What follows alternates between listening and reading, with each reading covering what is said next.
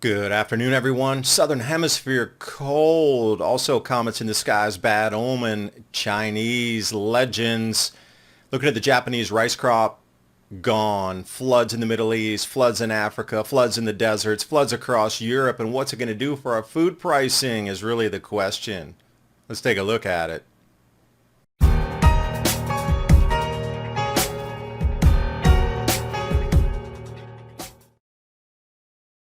And if we step back thousands of years, China has been following the comets as well as the cycles of our civilization. Anytime you see a comet, the tails are differentiated.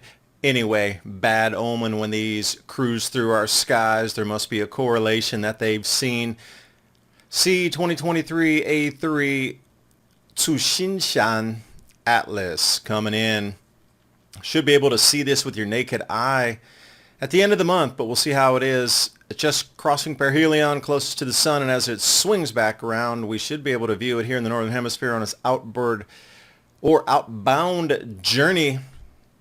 And look at Abu Simbel. You know, what causes this type of destruction of a civilization where they forgot it for thousands of years under the sands, and then suddenly it's a UNESCO heritage site? What caused that shift? Perhaps the Chinese had figured it out. Oh, and a little bit late for everybody. Zhongqiuji Kuai Le, Mid-Autumn Festival on the full moon a few days back. Also at the same time, we got rockin' auroras, that last G3 geomagnetic storm. They're so common now. It's just like, oh, it was the last one. Before it would be a newsmaker, but now they're so frequent. And at the same time of the G3, what happened here? Texas shaken by the 7th strongest earthquake in state's history. At the same time, we had a KP8 index. I wonder if there's a correlation between earthquakes and CMEs striking our planet. Speaking of the planet, let's jump down Southern Hemisphere. A few days back on the 17th, you notice Northern Australia, what is that? 15 Celsius below the normal, and that would be probably around 25 degrees Fahrenheit under the normal. Rest of the continent looking a little blue, 3 to 4 Celsius. And as we move forward through the 19th and 20th, just a couple days, New Zealand getting frozen in the South Island there. And moving forward again here through the 20th, going to graze not only South Africa, incredible cold into Lesotho and Swaziland again, but Australia, nippy. And I do believe Melbourne broke some record temperatures at this time as well. And we move to the 25th, just going to remain cold down there for a minute. Through the 27th, the end of the month. So keep your eyes on Australia, the chilliness down there. I guess you're going to put on a jumper going to the Barbie. Let's continue on the floods wreaking havoc across 4 continents. Now, you know when the New York Times picks it up, it's got to be something significant, right? Because the Washington Post as well, when they start to talk about similarities in floods across continents or droughts, it's making enough news where they have to come out and admit it. So let's check this one out. Coming from Poland, noontime is the top frame, and you'll see the house with the chimneys. An hour later at 1 p.m., you only see the roof, and 2 p.m., 2 hours later, just barely the chimneys sticking out. That's how ferocious these floods are, and not many American news media outlets are covering it. Speaking of digestive issue, this is caused by a potential toxin that's in all of the, quote, healthy foods that scientists have long been telling us to eat with a fraudulent food pyramid for the longest time. This potential toxin causes digestive issues according to Dr. Gundry, a world-renowned cardiologist. This is affecting millions of people nationwide. Warning signs include weight gain, fatigue, digestive discomfort, stiff joints, and skin problems. I can assure you that the damage is probably caused by these healthy foods. The good news is you can easily help fix the problem from your own home. You can find this information yourself, gutcleanseprotocol.com/adapt. That's gutcleanseprotocol.com/adapt. Because after years of research, Dr. Gundry has decided to release an informative video to the public for free, showcasing exactly which foods you need to avoid. gutcleanseprotocol.com/adapt, or click on that link in the description box below. And now on with the video.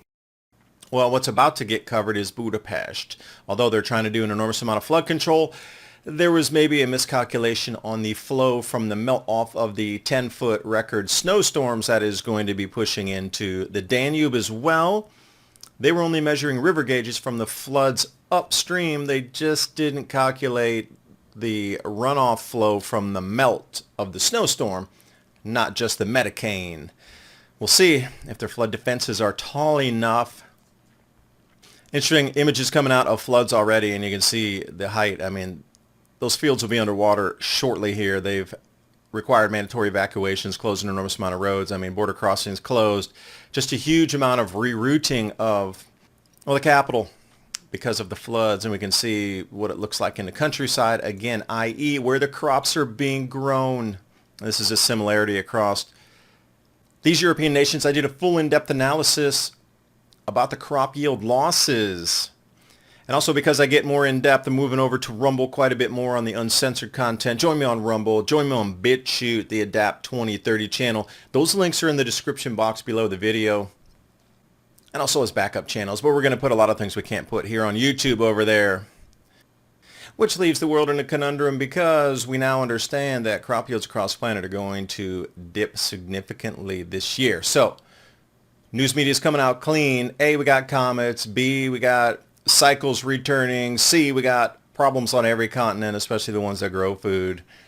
So they are coming clean with the problems that we are encountering now. It's just how do you prepare yourself for these food price increases from here? Yeah, food's going to go up higher in price, if you can believe that, from where it is now. So you're going to grow your own?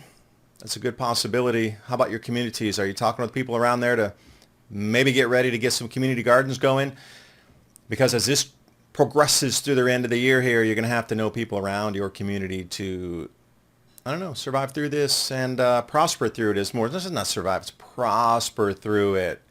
You want to come out excelling at rocket speed through these changes. That's the whole point. Which brings us up to the Sahara Desert greening again off of CNN edition. Oh, I shake my head. Unusual shift is turning the Sahara green. Well, wait a minute. It was green 6,000 years ago during the mid-Holocene period. What is matching in that cycle? And why did they build the new Renaissance Dam in Ethiopia?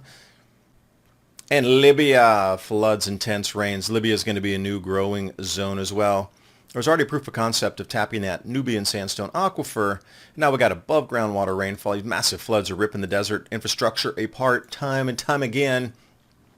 North Darfur, Sudan. Also, they're seeing an enormous amount of crop damage, floods, food shortages, inflation. It's just a microcosm of what our world is quickly going to experience. Now, here's another one. Cameroon. They're having such massive floods they needed to open the dams further so the dams wouldn't overtop and actually cascade through 3 different sections of dams that were built. So the flood alert goes out. Hey, by the way, we're releasing all the dam water, and you in Nigeria, look out. And this is on top of already what is the floods happening across Nigeria. So when you look at this, is a whiteout. This is everywhere in Africa now, which is so surprising. It was so dry for so many decades, and now the rains are returning to the point where it is starting to green. So there's going to be an enormous amount of flooding. They're going to have to readjust their cities and villages, how close they are to these former mega lake shorelines. And looking down into Mexico, the floods are also ripping apart streets there. So it is continent-wide. It is everywhere at the moment. So what does that mean for the food? That's truly what this video is about, the food. And if we dive over to Manichi, and Japan has been hit with rice shortages, soaring prices despite normal crops. And for me, that I had shook my head. I was like, what does that mean? So rice shortages have recently been seen across Japan. But interestingly, Japan produces mainly 100% of its own needs for rice. So what is the disconnect here? Well, the disconnect is an acreage reduction policy, which decreases the amount of land devoted to cultivation. And we can see that this policy, last line there, has been ongoing for 50 years. So they've reached the rollover point where they've taken enough ag land offline that now they are going to need to import rice, and they can no longer produce enough for themselves. beautiful rice terraces here. Now, this is the kicker at the bottom. If rice acreage policy had been abolished, rice production would have increased and prices would have plummeted. And see, they were worried about the farmers in turn starting, protests all over the country. Massive protests. But on the contrary, they're watching commodity prices soar to the point that the average person is now protesting or on the edge of protesting because of food prices. So they were trying to appease the farmers, but they irked and angered the rest of the general public. Go figure. How are they going to get the food when they come into a hyperinflationary event? Well, if we each grow a large crop of different food in our own backyards, we can all trade with each other and eat for practically free. Food is free, unless you're in the traditional supply chain system.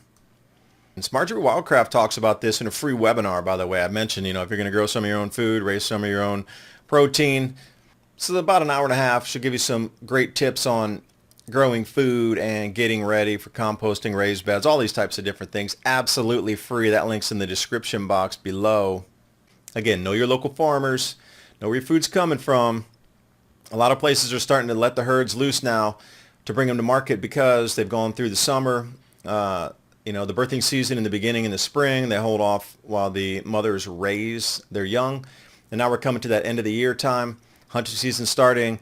This is the time when they're selling a lot of animal in the market. So talk with your local farmer. Maybe you can find out where a hog is. Maybe you can get an extra beef or a full cow, split it with your neighbors.